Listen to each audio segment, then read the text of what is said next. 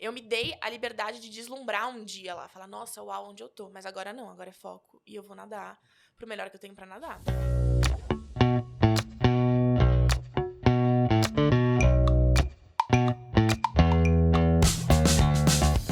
Então, a gente ficou a pandemia meio parado mesmo. E aí, quando retoma, a gente retoma os treinamentos sem nenhuma competição. Então, a minha primeira competição foi a seletiva olímpica. Eu fiquei quase mais de um ano, sem competir pra ir pra seletiva olímpica. E como você fez pra estar num nível alto, assim? Você tava treinando em casa? Como você fazia? Não, na pandemia, na época da pandemia, eu treinei em casa.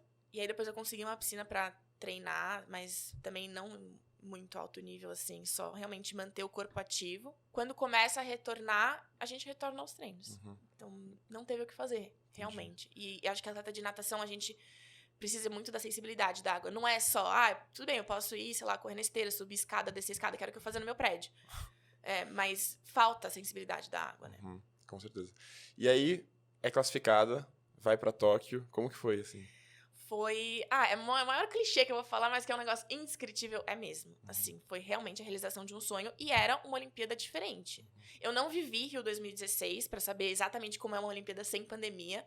Mas máscara 100% do tempo. Os refeitórios, eles eram com umas placas de acrílico, assim, pra você ter o menos... Porque era o único momento que você tirava a máscara, pra você ter menos contato.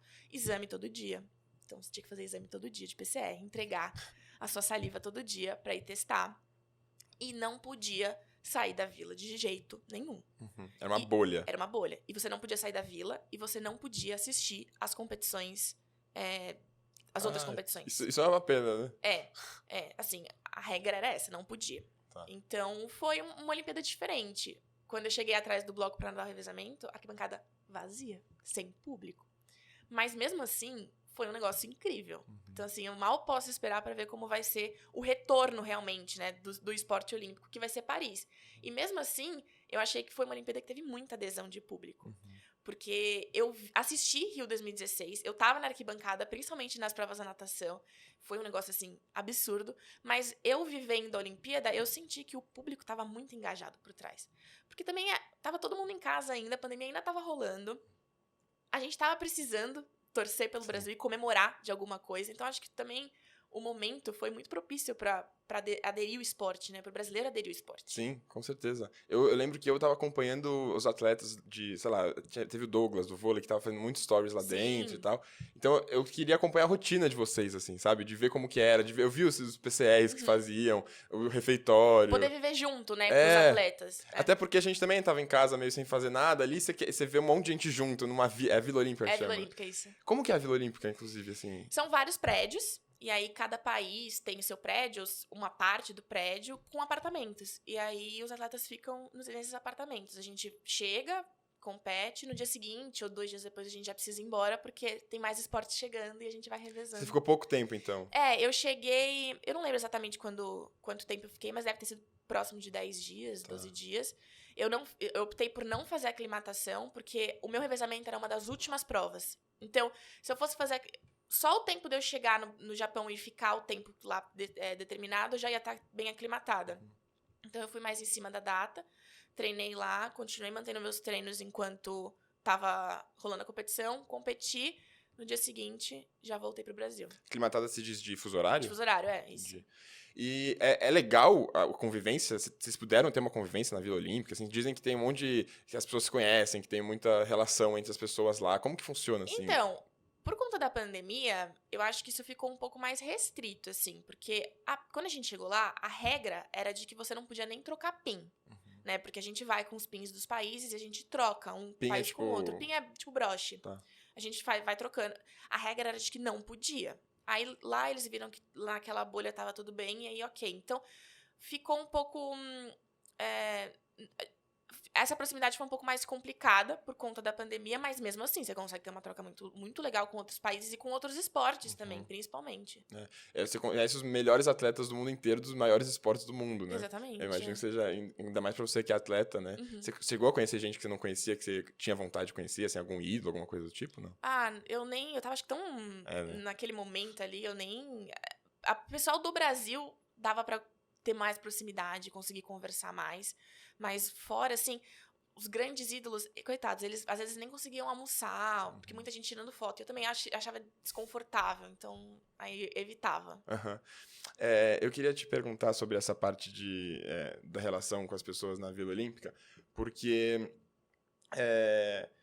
assim, pra gente de fora, assim, que não é atleta, que não convive com isso, a gente vê como muito glamorização, né? Então você vê como se tudo fosse muito legal, assim, mas no final lá são um monte de atleta competindo pela vida, assim, pelo maior momento da sua vida. E se tinha, por exemplo, que fazer teste, se desse um teste positivo de Covid, você estava fora das Olimpíadas, né? Inclusive teve gente que ficou fora das Olimpíadas, que fez teste positivo. Então, assim, como que estava a sua cabeça naquela época, assim? Você estava falando sobre isso de saúde mental e ele estava no maior palco do mundo, um dos maiores momentos da sua vida, numa situação muito adversa, porque podia ter esses problemas. Como que foi, assim, pra você lidar com essas possibilidades? Então, eu acho que era numa época que minha cabeça estava muito boa. Porque nada disso me preocupou lá no momento. Você não tinha medo de ficar com Covid, assim? Não, porque eu tava me cuidando, eu tava fazendo os testes, eu realmente tava respeitando o uso de máscara.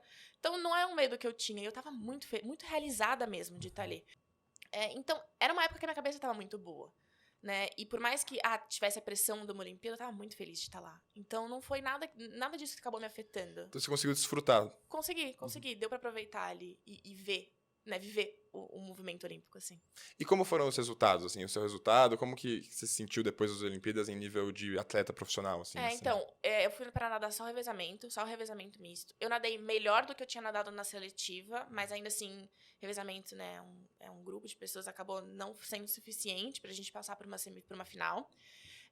Mas o Japão foi uma virada de chave que eu tive pra minha carreira, assim. Então, a partir de lá, eu comecei a participar mais desde lá, eu tava sempre nas seleções pros mundiais, tanto mundial de curta quanto mundial de longa. Comecei a nadar mais provas, ficar um pouco mais resistente e começar a competir em mais alto nível, assim. Então, o Japão foi uma virada de chave mesmo pra mim. E aí, depois do Japão, então, pós-Olimpíadas, como que tem sido? Eu vi que você bateu o recorde de medalhas no Sul-Americano agora, né? Você ganhou 10 medalhas, 8 de ouro. Como que tem sido, assim? E que estilo você está priorizando agora? Depois da Olimpíada, a gente passou ainda por um Mundial de Curta, que também estava no meio de uma pandemia lá em Abu Dhabi. E aí, depois, a gente começou a temporada Mundial de Longa do ano passado, os Jogos Odessur, que foi sul-americano, e agora Mundial também e Pan-Americano. O meu ano passado foi um ano muito incrível, assim. Eu realmente fiquei muito satisfeita com os meus resultados. Eu fui 10ª no Mundial de Longa, ganhei as 10 medalhas nos Jogos Sul-Americanos, que foi um negócio que nem eu acreditei, nem eu sabia que era possível, até eu realmente estar lá no meio da competição e falar, nossa, se eu ganhar medalha em tudo, eu vou sair daqui com muita medalha. Em todas as medalhas? Em todas as provas que eu nadei. E eu acabei nadando todos os revezamentos, então isso também contribuiu pro número de medalhas. E a seletiva para essas duas competições, eu me classifiquei para nadar as provas de revezamento de crawl também, de 200 e 100 livre, que não eram provas que eu tava treinando, então foi uma surpresa para mim também. E aí, nesse ano, as coisas meio que desandaram um pouquinho, né? Não nadei o que eu gostaria de ter nadado na seletiva, que foi o Troféu Brasil, mas mesmo assim me classifiquei pro PAN e pro Mundial. Mas agora eu tô focando mais nas provas de borboleta, que é onde eu tenho chance de fazer o índice olímpico. Entendi. Então você pensa, por exemplo, nas Olimpíadas, nadar em prova individual também, é um objetivo. Sim, o meu objetivo é nadar as provas individuais. Entendi. Você falou do Sul-Americano, que você também não esperava, assim. Como que é, assim? Você vai com a expectativa de ganhar tantas medalhas, vai com a expectativa de fazer tempo, e aí você chega e faz 10 medalhas, como que funciona isso? Então, o Sul-Americano foi engraçado porque foi assim, a gente nadou o Finkel, que foi uma competição, um brasileiro de curta que teve em Recife. Eu tirei férias, tirei 2 semanas de férias. Voltei a treinar 2 semanas e viajamos pros Jogos Sul-Americanos. Então, a gente, porque eu fui com a minha equipe, né? Tinha bastante gente da minha equipe na seleção. A gente não tava muito bem treinado ali para aquele momento. A gente tava retomando os treinos. Tá. Então, eu não fui com expectativa de nem dar tempo muito bom e nem de ficar pensando em medalha. E no final, eu acabei dando tempos muito bons pro momento. E aí, quando eu tava depois do primeiro dia, eu nadei todos os dias de competição e eu nadei mais de uma prova por dia. Acho que tava uma média de 2 provas, 3 provas por dia, contando os revezamentos. Depois que passou o primeiro dia, que foi o dia mais tranquilo, que eu nadei 2 provas só, uma prova de crawl e um revezamento, eu falei, nossa, acho que se eu ganhar tudo, eu vou sair daqui com muita medalha. E aí eu falei, bom, tudo bem, mas eu também não tô tão resistente, eu acabei de voltar de férias, tá? Então vamos ver como vai ser. Porque você pode escolher não nadar algumas provas. Não, eu tava classificada pra nadar todas aquelas provas, né? Que eram 50, 100, 200 borboleta, 100, 200 livre, revezamento 4 por 100 livre, revezamento 4 por 200 livre feminino, 4 por 100 medley feminino e os 2 revezamentos mistos. Tá. Então era muita coisa. Desgasta muito, né? Desgasta muito. E tudo com eliminatória final. Então, foi um treino, literalmente, assim. Então, eu precisava também ser muito inteligente de manhã pra nadar, pra classificar entre as 8 primeiras. E pra de tarde conseguir dar um bom resultado. Mas foi surpreendente, assim. Eu não tava esperando mesmo. Foi o melhor resultado da sua vida, assim? De competição? Eu acho que, assim, foi a competição que eu mais ganhei medalha, né? Até pensando em nível internacional. Mas foram tempos muito bons, mas não dei nenhum melhor tempo da vida ali. Eu já tinha tempos melhores. Você tem alguma vitória que você considera a maior da sua vida? Você tem isso, assim? Eu tenho, assim, momentos que me marcaram muito. Então, os Jogos Sul-Americanos, com certeza. Eu fui medalha de prata na Olimpíada da Juventude, em Nanjing, no revezamento misto. Então, também uma medalha que eu guardo, assim, com muito carinho. Isso foi o quê? Tipo 2014? 2014, assim? isso. Aí, os Jogos Pan-Americanos, que a gente foi ouro. Então, revezamento misto também. Então, é outra medalha que eu guardo com muito carinho. Eu vou colecionando momentos, assim. Mas eu acho que eu não sei te dizer qual foi o maior, assim. E para as Olimpíadas do ano que vem, como que tá isso, assim? Falta ainda se classificar? Como que tá? A seletiva pro Brasil, a seletiva principal pro Brasil, ela vai ser só no ano que vem.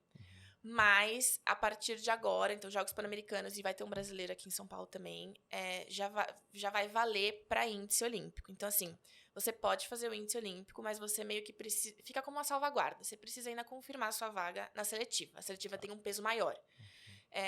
Então, precisa só fazer o índice mesmo. E aí, seu objetivo é disputar que provas nas Olimpíadas? O 100 borboleta é a prova que eu tô mais próxima. Na verdade, assim, eu já tenho o tempo do índice, mas eu fiz no ano passado, então não vale. Eu preciso só refazer.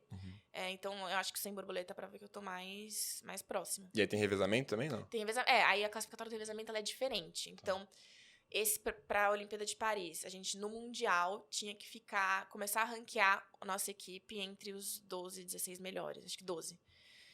Os 3 primeiros já garantiam a vaga, e aí o restante se vai brigando. Então, era naquele Mundial e no Mundial que vai ter no início do ano que vem. Tá. E aí eles fecham o ranking e aí leva.